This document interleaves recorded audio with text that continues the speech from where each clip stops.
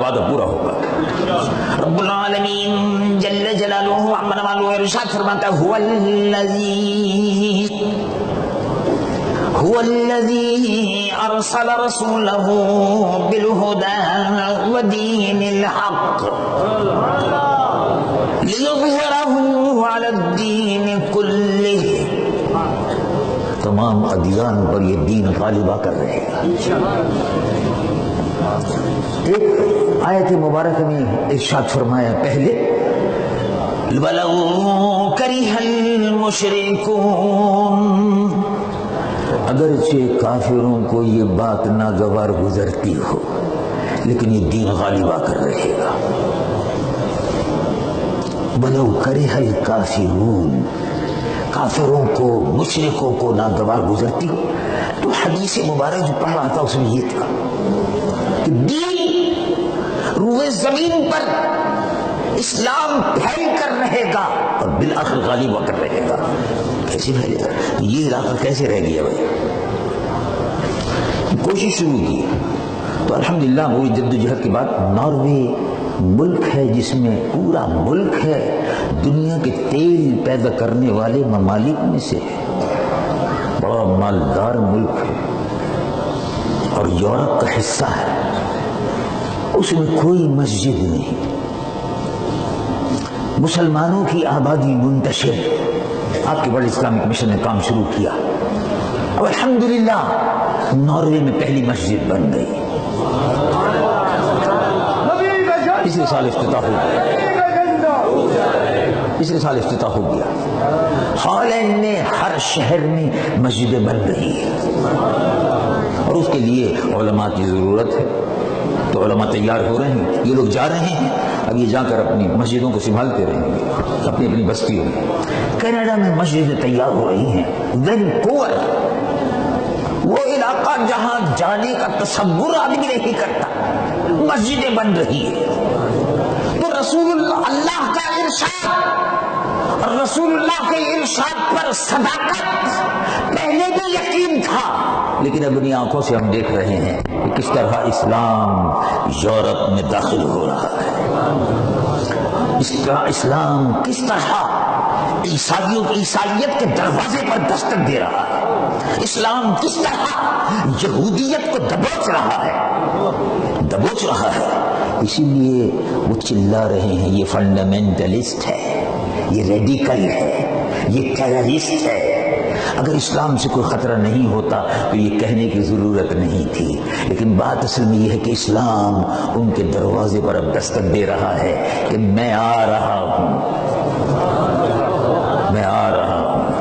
میں آ گیا۔ اسلام دروازے پر دستک دے رہا۔ اب یہ علماء یہاں سے فارغ ہو کر جا رہے ہیں، یہ انشاءاللہ العزیز دروازے پر دستک اب نہیں دیں گے، اب اندر جائیں گے، گھر میں آ گیا۔ اللہ کے محبوب رب العالمین جل جلالہ عما والہ ارشاد فرماتا ہے الذی ارسل رسولہ بالہدی ودین الحق لیظہرہ علی الدین کلہ وکفی باللہ شہیدا۔ اللہ اس پر گواہ ہے، یہ دین غالب ہو کر رہے گا۔ یہ علماء جو آج یہاں سے فارغ ہوئے ہیں، اللہ تبارک و تعالیٰ ان کی عمروں میں برکت عطا فرمائے اور اس مرکز علم کو اور اہل سنت کے تمام علمی مراکز کو اللہ تبارک و تعالیٰ آباد و شاد رکھے، تاکہ یورپ ہی نہیں پوری دنیا میں، پوری کائنات میں اللہ کے اس دین کے غلبے کی جدوجہد کی سعادت ہمیں اللہ عطا فرمائے کہ ہمارے ہاتھوں سے یہ ہو جائے۔ اور ہمیں فخر ہے، حدیث نعمت ہے، یعنی کیا مطلب ہے؟ یعنی فخر اس بات پر کہ اللہ تعالیٰ نے ہم سے یہ کام لے لیا۔ اللہ کا بڑا شکر ہے اس ملک کو چھوڑ کے کبھی بھاگے نہیں،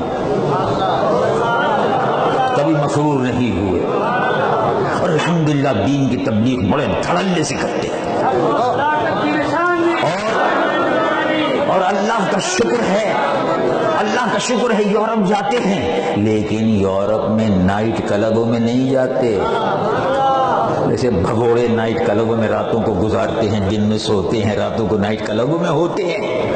اللہ کا بڑا شکر، نائٹ کلبوں میں نہیں ہوتے، جوئے خانوں میں نہیں ہوتے، ریسٹورانٹوں میں نہیں ہوتے، مسجد میں ہوتے ہیں یا عاشقان مصطفیٰ کے بیچ میں ہوتے ہیں۔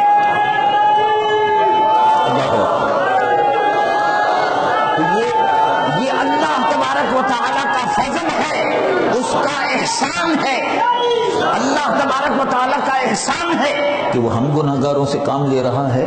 اب اس وقت تک ورلڈ اسلامک مشن پوری دنیا میں 200 سے زائد مسجدیں، Africa, America, Canada, Norway, Holland, Belgium, Germany, Europe میں مسجدیں بن رہی ہیں، مدرسے کھل رہے ہیں، اللہ اکبر کی صدائیں بلند ہو رہی ہیں، اور اللہ اکبر کی صداؤں کے ساتھ ساتھ یا رسول اللہ کی صدائیں بھی بلند ہو رہی ہیں۔ الحمدللہ اللہ تبارک و تعالی ہم کو مجھ گناہگار اور سیاہکار کو بھی یہ تحدیث نعمت کے طور پر ہے، بتانے کے لیے لوگوں کو۔ یورپ کیوں جاتے؟ ہمارا کون سا کاروبار ہے بھائی یورپ میں؟ کوئی بھی نہیں، نہ کوئی دکان ہے، نہ کوئی مکان ہے، اور نہ ہماری کسی سے رشتہ داری ہے کہ جو ہم کو وہ رکھ لے، ہم کو رکھ لے، ہماری تو کسی سے کوئی تعلق ہی نہیں، نہ ہم کسی کے ایجنٹ ہیں، اللہ اور اللہ کے رسول کے ایجنٹ ہیں، انہی کا کام کرتے پھرتے ہیں، اور جو جس کے ایجنٹ ہیں وہ وہاں بیٹھے ہوئے ہیں، ایجنٹوں جن کے ایجنٹ ہیں انہی کی گود میں انہی کا کام کر رہے ہیں، انہی کے پاس بیٹھے ہوئے ہیں، تو اللہ اور اللہ کے رسول اور عاشقان رسول کے مجمع میں پھرتے رہتے ہیں الحمدللہ ایمان والوں کے بیچ میں۔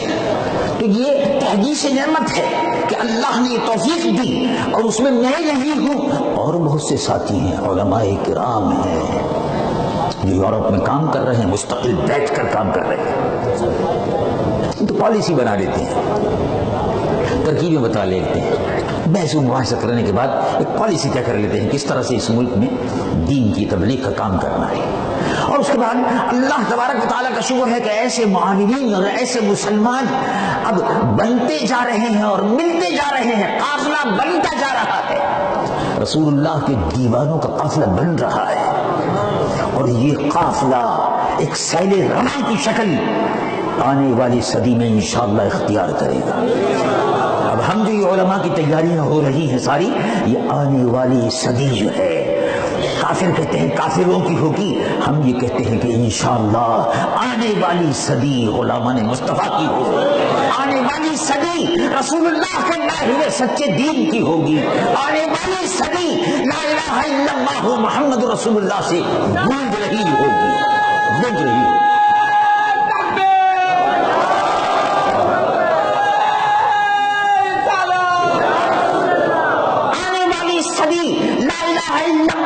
محمد رسول اللہ صلی اللہ علیہ وسلم سے گونج رہی ہوگی۔ اللہ تبارک و تعالی وہ دن ہمیں اور آپ کو اپنی آنکھوں سے دکھائے۔ واخر دعوانا الحمدللہ رب العالمین۔